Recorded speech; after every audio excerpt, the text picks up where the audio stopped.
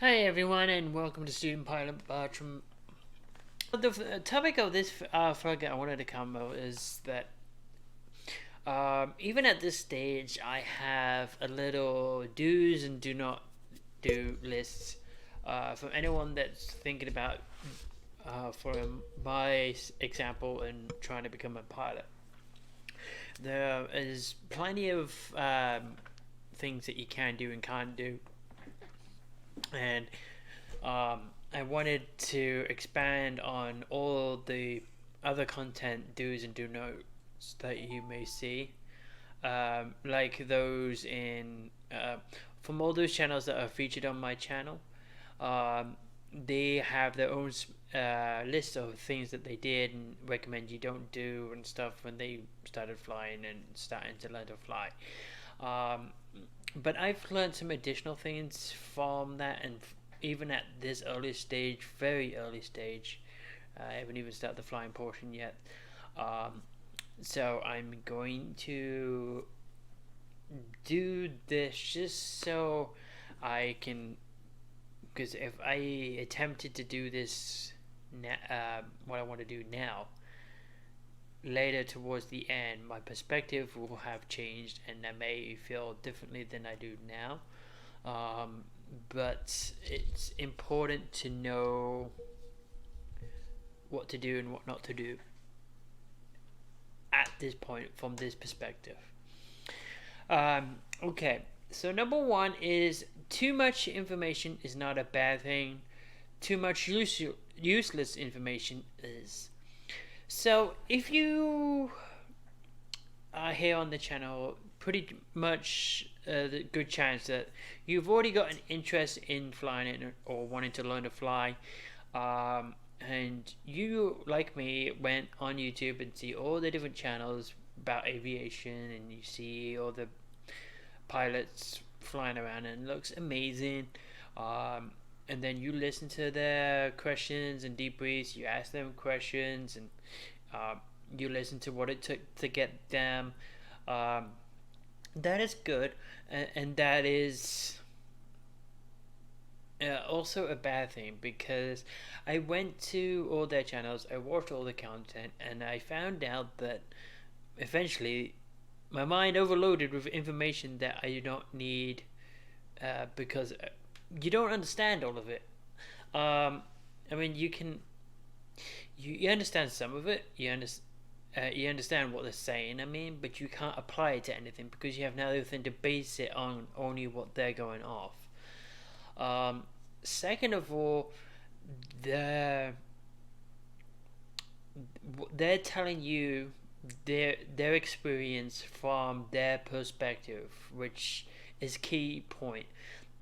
Their perspective is going to be different from yours.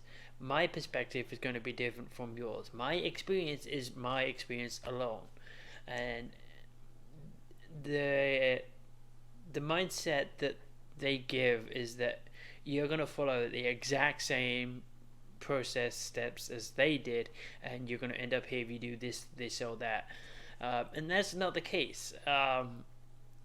And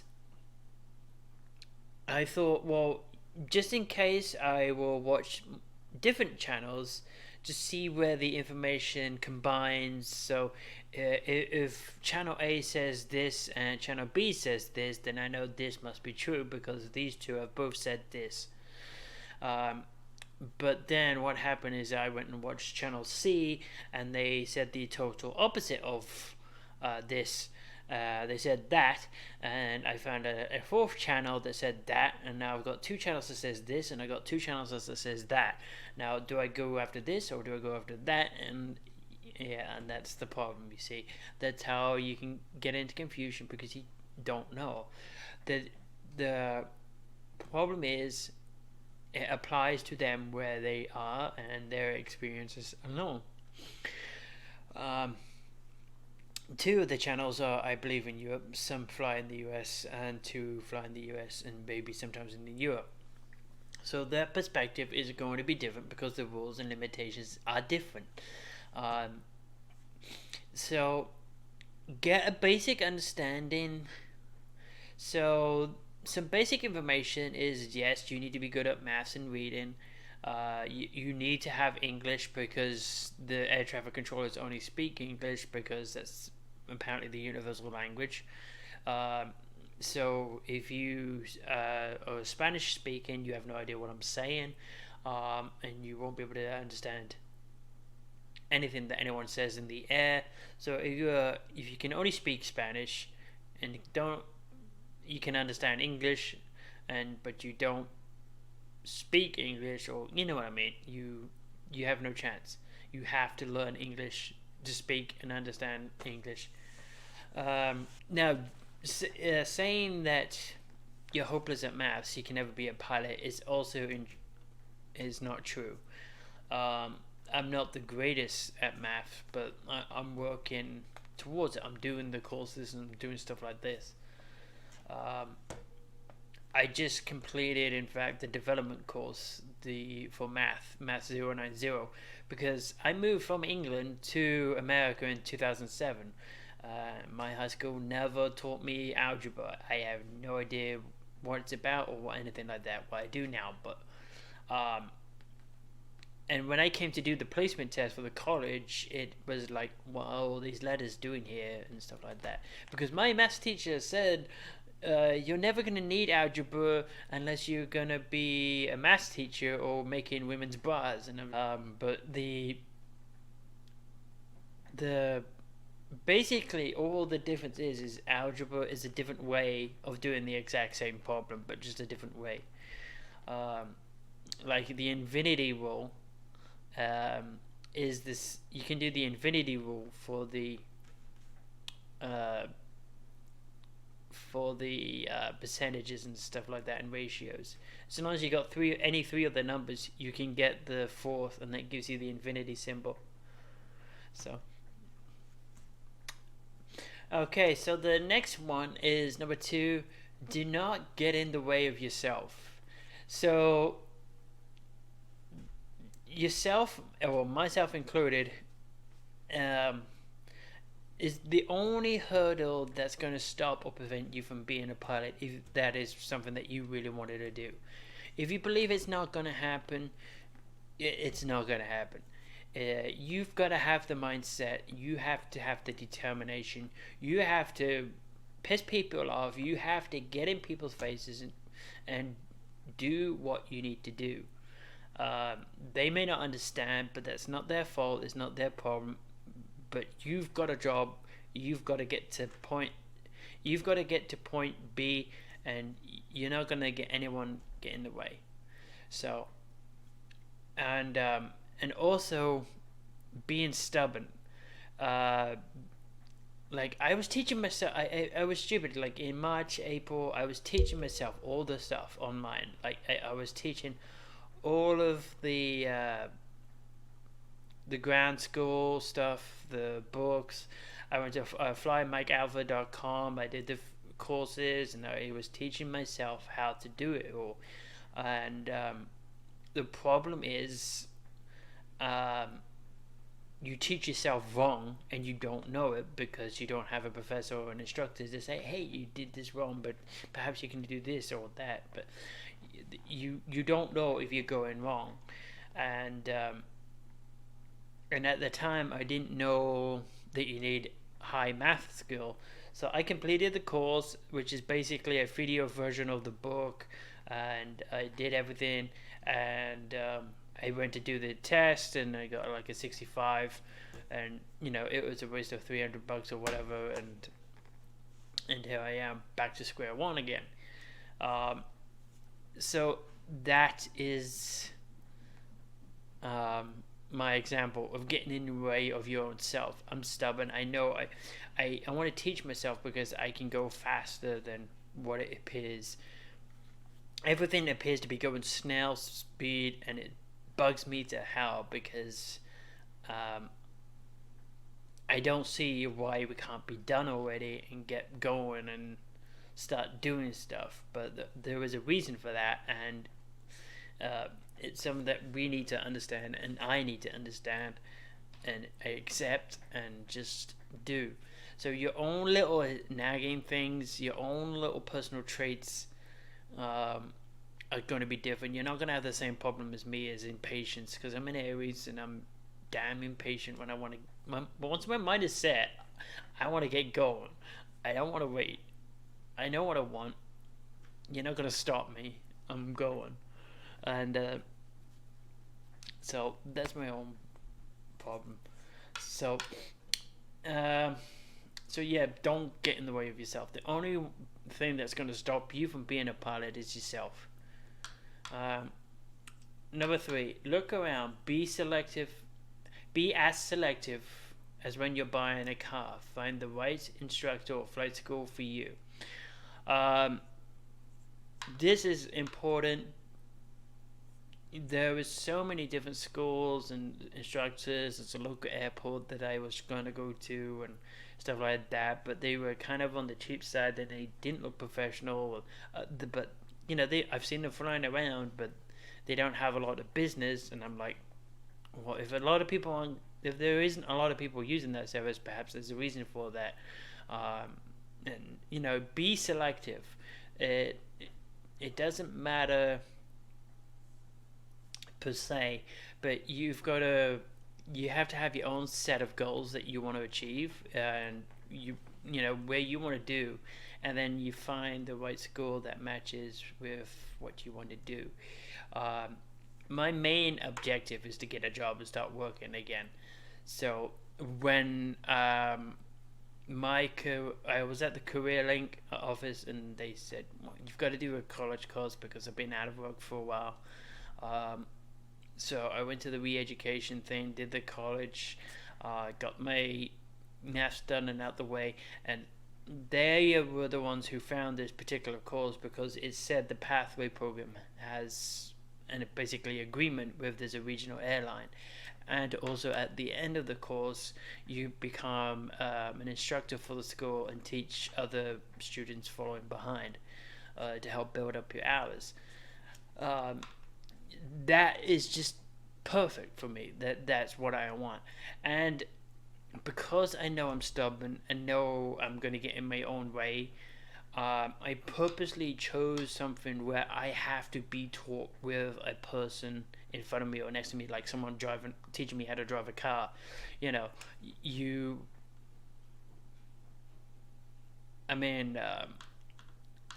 I taught myself how to do a automatic car. No one taught me how to drive automatic because it's easy. But manual, I had someone right next to me. When I was at Pantala Data, all the CCNA stuff, I was teaching myself. I was going online, I buying the equipment, I was getting everything. I was doing myself. I study faster on my own than stuff, but I wasn't learning everything that the company needs or the work needs. And I found out in the end that once I got my CCNA, there's so many other people that couldn't get a job anywhere despite having the CCNA. So I'm changing career, and that's why I'm doing pilots. That's why I'm going to college.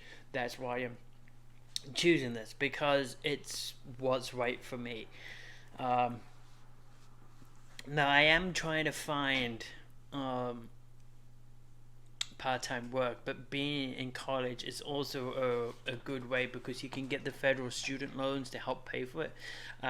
It's $55,000 to complete the course basically, and you don't have to pay the student loans until after you've done the college. The regional airlines have all these sign-on bonuses and stuff like that, and you start work $25 an hour as the instructor as soon as you get to the end. You are guaranteed as much as you can be an income. So that for me is why I chose that, because you get in early. You need 1,500 hours, flight hours, to get into a regional airline before they pick you up. But because of this course and because of the agreement, you can get the ATF certificate or rating, and the regional will pick you up at 1,250 hours, and they train you, and the last 50 hours is done anyway. So those are my goals. That's what I need. That's what I needed to happen. That's why this was chosen. This is why this college, this flight instructor was flight school was chosen for me. That's why I chose it. There was part 61s, part 141s, where you can have a certain amount of hours and longer hours. There's 4-year degree courses. Um, the main problem with that is that in 4 years they're going to be in 4 years where I'm going to be at in 3 years. We can get to the regional airlines 1 year sooner, and that's important. So number 4, set realistic mini goals, set moderate midterm goals, set long-term goals. So I kind of already did this, but realistic mini goals is like, don't go imagining buying planes and global trips, everything. That was just silly. Um, I mean, there's no point buying a plane if you're not going to be able to fly it. If you fail the private pilot miserably, then you're going to be with a plane that you can't use and stuck, and you're having to sell it and everything like that. It looks silly. Um, it isn't like where you get your parents to buy you a car and then eventually you're going to get your license like that. But if for whatever you can't, and you have to go from pilot to light aircraft, light sports aircraft, then you're going to have to change from Cessnas or whatever to do like that. Um, do your homework. Don't even think about buying aircraft and stuff like that. Um, so my mini goal is like one that you saw on one of the other videos on the other channel, is that while I was flying the airplane and X-plane, I was like, 1 year from now I am going to do this flight for real, which is flying from Lehigh Valley International to New York City at night. um, and it's possible that I can do it. I got a lot of work if I want to be able to do it. um, we start in January, and we should be done towards April. I'm on private pilot, is if everything goes well. But if it doesn't, yeah, it may take a little bit longer here and there to get that flight. But and they recommend that you have a little bit of instrumental training before you do night flights. But you can fly VFR, visual flight rules, at night if you've done the certified. But it's best to have a little bit instrument flight training. Um, so I certainly see that as a mini goal to be able to do that flight, because it would be amazing to do it on my own. But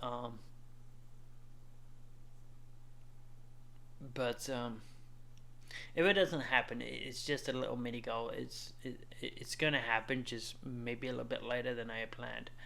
Um, and then another mini goal is I was planning to fly out to Ohio and meet up with FedEx Squad and take him flying somewhere um, as my first passenger. So I always pick him as a guinea pig for some reason. But so if I crash the plane, he's going to be the first passenger, I guess. I don't know.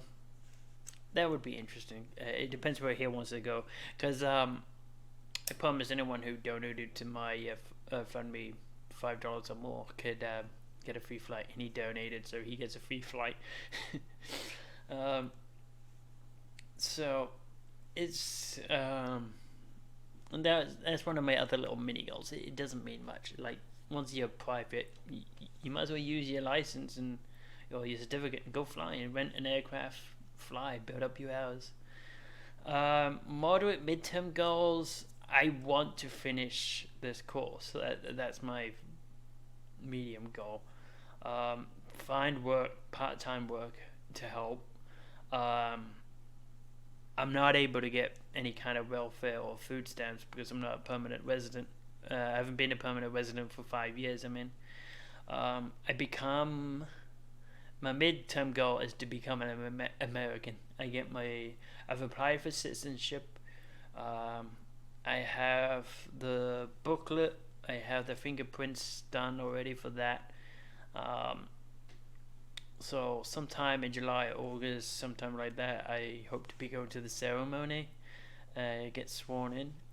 Um, it's a long time coming. That was a huge long time goal for me. That me becoming an American is an example of something that I've said I always was going to do, always going to happen, and it's proved to myself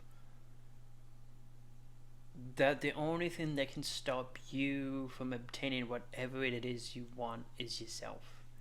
If you don't have the mindset, you're gonna stop yourself more than anything else. You gotta have the mindset. You're gonna turn the nose into yes, and don't take no for an answer. Just get around it. Find some other way. Long-term goals. The long-term goal is just get into the regional airline. Um, I don't expect to get like the big Boeing jets or anything like that. Um, I don't know if I have that long to be honest, but we'll see. Um, I'm already going to be using up 3 of the 7 years, so it's it may be tight. I mean, for I know, the doctors could all be full of crap, but that's why I want to do this. I got nothing to lose, so I am just going hell bent for it. And no, I haven't told anyone at the college about it. They have no idea. I'm not going to use that as a crutch and say, hey, let me do this because I have this. No one knows about it. I haven't told anyone about my health or anything like that. Except the AME. I mean, they see my medical records and everything, but it's and they said they've given me a medical certificate, 3rd class. I'm going to need to get a 1st class or at least 2nd class in the spring, just so I can keep going forward. But I'm not going to go do that now because it's just too much right now. Everyone else didn't have $800 to pay for immigration. They didn't. There's just so much. I've paid for the insurance, renter's insurance. I used the money from the student loans, basically, from the visa or visa. I figured, hey, the government's giving me the money, I could at least give them $800 of it back. It's going back to the Homeland Security. Same difference. It's all going to be wasted on whatever. It's money. I mean, it's money that the government doesn't have, so. So, yeah, long-term goal is just be a first officer in the regional EasyJet airline. And then whatever happens after that happens. Whatever doesn't happen, doesn't happen. Well,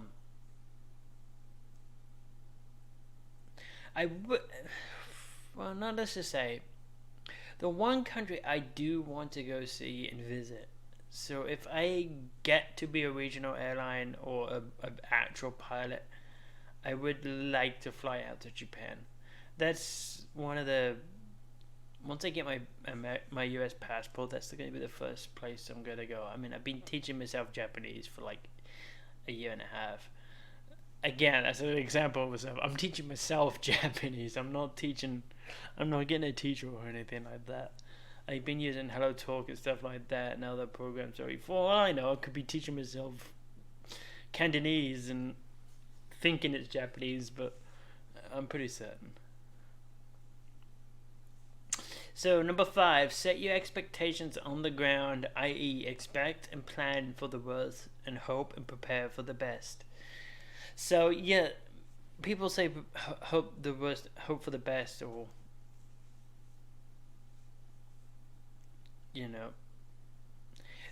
expect things to go wrong and prepare for them.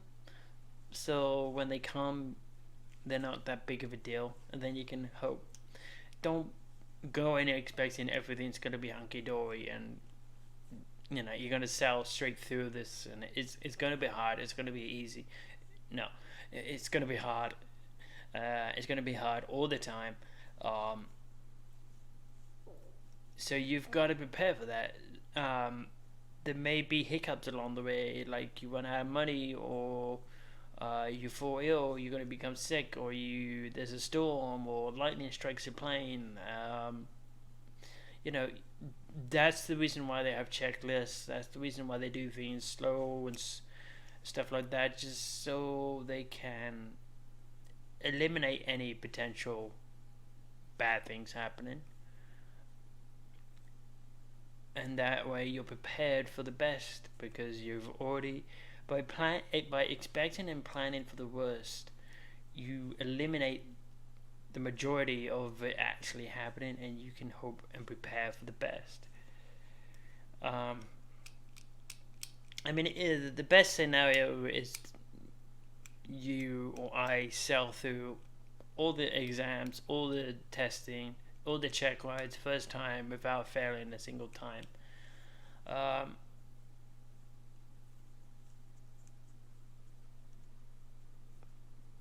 I hope that happens. I really do. I mean, I don't get. I mean, I don't know. I wish I could have confidence in myself with the online testing, because the placement test for the maths, it was very simple stuff, and it kept bugging me because I get so close to being able to go straight into math 105. I got like 65, 69, stuff like that. One time I got first time I was like 20. The first time I went straight in thinking, oh, I know this. I went to high school, but I haven't used my maths in 20 times. First test was like, oh, it's all algebra. Oh, great, 20. The score was 20. Go back 2 weeks later after teaching myself math on YouTube, teaching myself a little bit about algebra, and I get 65. I go from 20 to 65. They're like, oh, look, I can do it, yeah. Go back third, and my score drops down to 35. I'm like, bugger it. And then I found out about the summer bridge program, and they give you a free attempt to do the placement test again. And everyone thought I was going to pass. Even I thought I was going to pass, and I ended up getting a score worse than my first time. I was kind of screwed over because the questions I got on the math placement test for that was nothing of what we covered in the summertime program. It was all algebra, and we didn't get taught algebra at all. Like, we were taught decimals, percentage fractions, and everything like that. It didn't teach us anything about algebra, like the polynomials and stuff like that. I had no clue. So immediately 2 days after that, I scheduled another test. It was like, that's not fair. I want another one because I felt screwed over. And so the score from the summer bridge program, I got like 20 worse than before. And then immediately again, the next test, I get like a 65, 70. It's like, oh, fine. I'll accept it and just do the math 090, because again, I was in a rush to get going and start doing this. It really bugged me because it feels like you're going nowhere fast. And that's the biggest thing that I would give if anyone's thinking about doing this, is to pinch yourself or stop yourself from doing stuff like that, because the military has a saying, slow is smooth and smooth is fast enough. It eliminates mistakes, eliminates stuff like that. I understand that. And if it just right now I'm just sitting around waiting because I'm done already. I've got they gave us a checklist of everything that we need to have a month before we start in January, and I'm done already. It's and that now I'm sitting around waiting around, anxious to get going and start, because I'm nervous. I want to be able to pass this shit, and I want to get it done and start earning money and stop being a layabout, you know.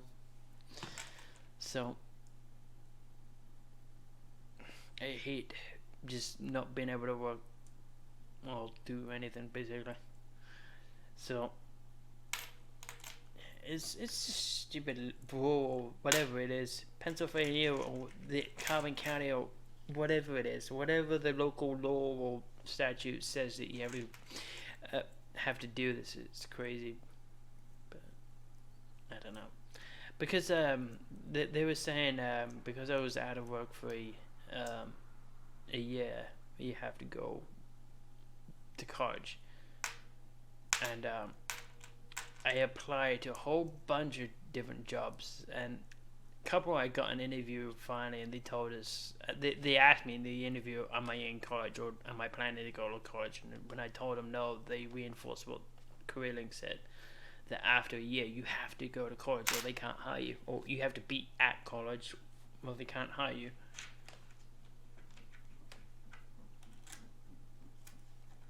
It makes no sense. I mean, it just seems like they want to push you and force you into more debt that you can't pay off, but I don't know. But yeah, you just gotta prepare and steady, and you know the day is gonna get there. You're gonna prepare yourself. In the meantime, just relax. There is things that you can do that can help you prepare when you start doing stuff like the pilot edge, getting used to talking on the radio and stuff like that. And reviewing the books like I've been doing.